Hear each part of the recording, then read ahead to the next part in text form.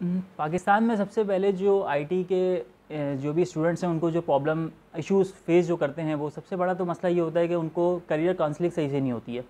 अब as a student अगर मैं अपने ऊपर ही एक एग्जांपल रखूं, तो एज़ अ स्टूडेंट अगर मैं 4 साल लगा के कोई बैचलर्स की डिग्री अपनी डिग्री हासिल करता हूं, तो उसके बाद मेरे आगे क्या ऑप्शन होता है। अब मैं किसी भी कंपनी में आईटी की अप्लाई करूं अगर, तो सबसे बड़ा ये चीज़ आगे से हमें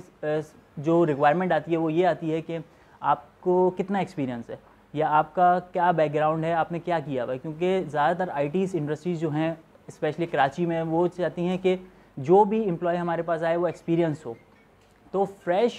एज अ ग्रेजुएट ज़्यादातर आईटी इंडस्ट्रीज़ जो हैं वो रेकमेंड नहीं करती कि हम उनको हायर करें। तो सबसे बड़ा जो आईटी मैं एक अगर एग्जांपल दूं आपको एक और, तो हमें जो चीज़ एक फेस होती है वो ये कि अब जब हम स्टडी कर रहे होते हैं तब हमें एक चीज़ नहीं पता होती कि हमारे आगे कौन सी ऐसी लैंग्वेज है जो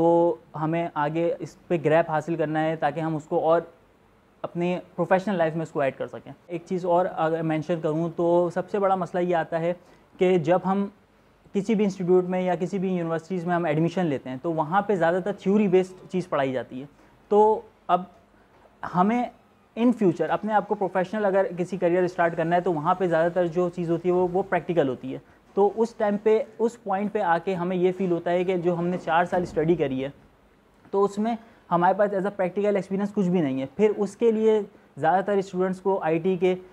ये करना पड़ता है कि शॉर्ट कोर्सेज़ करने पड़ते हैं और दूसरी जगह दूसरे इंस्टीट्यूट में जाके एडिशन टाइम लगा के चीज़ को अपने आप को प्रैक्टिकल में लेके आना पड़ता है। तो ये कि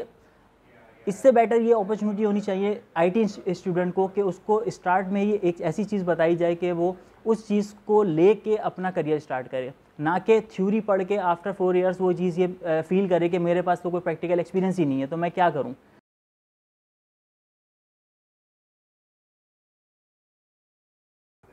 आईटी के जो भी प्रोफेशन में है उनको अगर जॉब नहीं मिलती, तो सबसे बड़ा मसला ये आता है, या तो उनको फिर बाहर अप्लाई करना पड़ता है कि वो फिर सबसे देखें, अगर एक आईटी प्रोफेशन आपके कंट्री में एक पढ़ के ग्रेजुएट हो रहा है और फिर वो बाहर जाके अगर वो मेहनत कर रहा है, तो ये हमारे लिए एक बड़ा क्वेश्चन मार्क है। क्योंकि अगर हम अपनी कंट्री के लिए आईटी को आगे नहीं लेके जाएंगे, तो फिर कौन लेके जाएगा। तो ये कि मेरी गवर्नमेंट से अपील ये है कि कोई आईटी के कुछ ऐसे इकदाम करा जाएं जिसकी वजह से कि आईटी प्रोफेशंस को यहीं पे रहते हुए ही कुछ न्यू करने का मौका मिले, ना कि बाहर जाके वो फिर अपने अपने प्रोफेशन को कंटिन्यू करें। तो अगर आईटी अगर अगर देखा जाए कि आईटी को अगर बंदे को जॉब नहीं मिलती, तो फिर उसको या तो बाहर अप्लाई करना पड़ता है या फिर उसको अपना प्रोफेशन चेंज करना पड़ता है।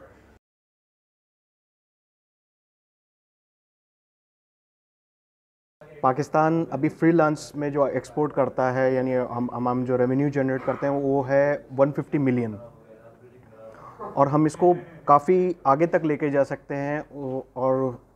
उसका रीज़न ये है ऐसा नहीं हो रहा क्योंकि ज़्यादातर स्टूडेंट्स को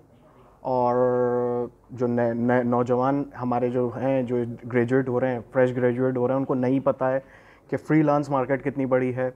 और उसमें क्या पोटेंशियल है। या इसको इस तरीके से हम सॉल्व कर सकते हैं कि हम अपने यूनिवर्सिटी के कैरिकुलम्स में ये फ्रीलांस प्लेटफॉर्म किस तरीके से अकाउंट हैंडल होने चाहिए, कौन कौन से प्लेटफॉर्म में जो आपको रेवेन्यू या इनकम थोड़ी बहुत जनरेट करके दे सकते हैं। तो मैं ये समझता हूँ कि टोटली अगर हम स्टूडेंट लेवल पे ही आके चीज़ों को गाइड करना शुरू कर दें, करियर काउंसलिंग करना शुरू कर दें, तो ये चीज़ आराम से सॉल्व हो सकती है और हम अपने रेवेन्यू को काफ़ी आगे तक लेके जा सकते हैं।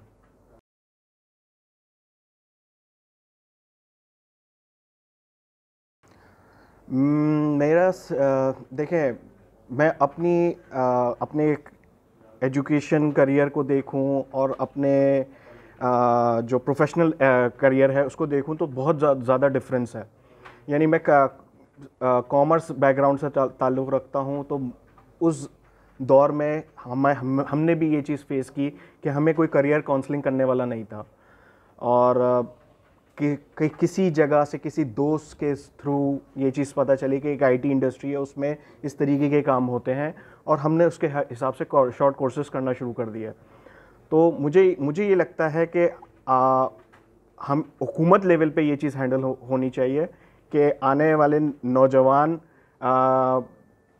किस तरीके से प्रोफेशनल लाइफ में इंटर हों। ये